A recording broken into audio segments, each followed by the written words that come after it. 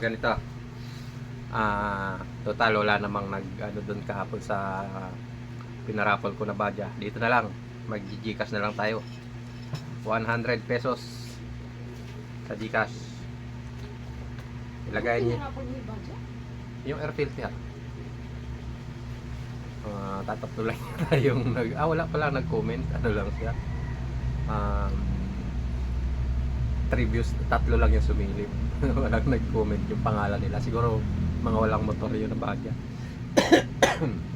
Ito na lang, 100 pesos sa Gcash.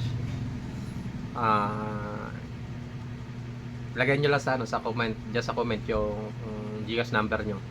At pag naka-100 doon sa comment, naka-100 doon sa doon sa comment box, 100, basta 100 doon na makita ko doon na ano ba yun? Gcash number. Sa iba-ibang tao yun, hindi sa isang ano nyo lang. Siyempre 100 comment, 100 Gcash number din yun. Yun nga, kaya dapat iba-iba.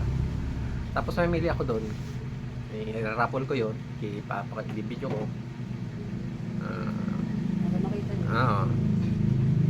Ayun, kung sino mapili, di 100 pesos sa Gcash. Ayun, comment nyo na dyan yung ano nyo, Gcash number nyo. Kailangan makaabot ng 100 dyan sa comment. 100 dyan sa 100 member. Basta 100 dyan sa dyan sa comment. Iba-ibang hindi lang sa isang tao, iba-ibang tao yun. Pag nakasandaan na, ayun, naraffle ko na. Okay, 100 pesos. Grabe ka naman, guys. Oo, nakapunin ako piso. Pang Winston ba? Kulang lang sa bago. Ay, kalahati. Thanks lang.